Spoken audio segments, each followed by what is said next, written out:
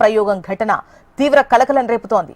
విద్యార్థులు తాగే water tank లో విషం కలిపారు దుండగులు. అంతేకాదు మధ్యాహ్న భోజనంకు సంబంధించిన వంట సామాగ్రికి పురుగుల మందు పూశారు. అయితే పురుగుల మందు వాసన రావడంతో అప్రమత్తమైన ప్రధానోపాధ్యాయురాలు స్కూల్ ఆవరణలో పురుగుల మందు డబ్బాను గుర్తించారు. వెంటనే అలర్ట్ అయి విద్యార్థులను నల్లాల వైపు వెళ్లనివ్వకుండా జాగ్రత్త పడ్డారు. అలాగే మధ్యాహ్న భోజనం తయారీని కూడా నిలిపివేయడంతో పెను ప్రమాదం తప్పింది. విష ప్రయోగం నుంచి 30 మంది విద్యార్థులు సురక్షితంగా బయటపడడంతో విద్యార్థుల తల్లిదండ్రులు, స్కూల్ సిబ్బంది ఊపిరి పీల్చుకున్నారు. ఈ ఘటనపై పోలీసులకు ప్రధానోపాధ్యాయురాలు ఫిర్యాదు చేయగా వాటర్ ట్యాంక్ లో విషం ఎవరు కలిపారన్న కోణంలో విచారణ జరుపుతున్నారు. డీటెయిల్స్ మనకు శ్రీనివాస్ అందిస్తారు. శ్రీనివాస్, పోలీసులు ఏమంటున్నారు, అసలు ఏం జరిగింది? ఆదిలాబాద్ జిల్లా ఇచ్చడ మండలం ధర్మపురి గ్రామంలోని ప్రభుత్వ ప్రాథమిక పాఠశాలలో వరుసగా 2 రోజులు సెలవులు రావడం, 13, 14వ తేదీ సెలవు రావడంతో అగంతకులు ఎవరో గుర్తు తెలియని వ్యక్తులు ఎవరో మధ్యమత్తులో విద్యార్థులు ఏదైతే స్కూల్లో ఉన్నటువంటి వాటర్ ట్యాంక్ ఉందో తాగునీటికి సంబంధించి అందులో విషం కలిపారు.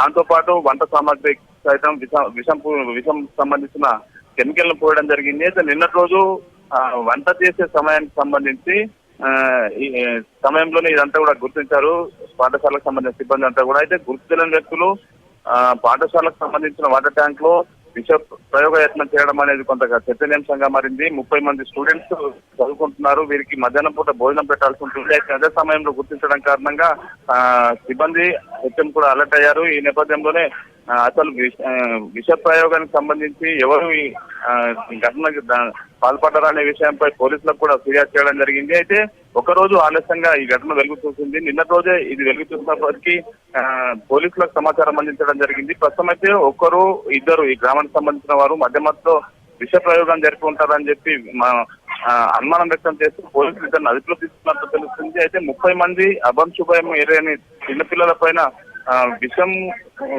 నీటిని అందించే ప్రయత్నం చేయడం అనేది కొంత కలకలం మాత్రం రేపుతుంది. అయితే దీనిపై సీరియస్ గా స్పందించిన పోలీసులు నిన్నటి రోజు ఇద్దరుని అదుపులో తీసుకుని విచారణ చేపట్టారు. మరో గంట రోజుల్లో వీరిని మీడియా ముందు ప్రవేశపెట్టే అవకాశం ఉన్నట్టుగా తెలుస్తుంది. మొత్తంగా పాఠశాలకు సంబంధించి స్టూడెంట్స్ అంతా కూడా చిన్నపిల్లల్ని ఏదైతే పాఠశాల హెచ్చ ముందు విష ప్రయోగం సంబంధించిన యత్నం జరిగిందని గుర్తించిన వెంటనే తాగునీటికి సంబంధించిన కానీ వాటర్ ట్యాంక్ వైపు కానీ వంటశాల వైపు కానీ వెళ్ళకుండా జాగ్రత్త పడ్డారు. అయితే దీనిపై పెద్ద ఎత్తున చర్చ సాగుతుంది.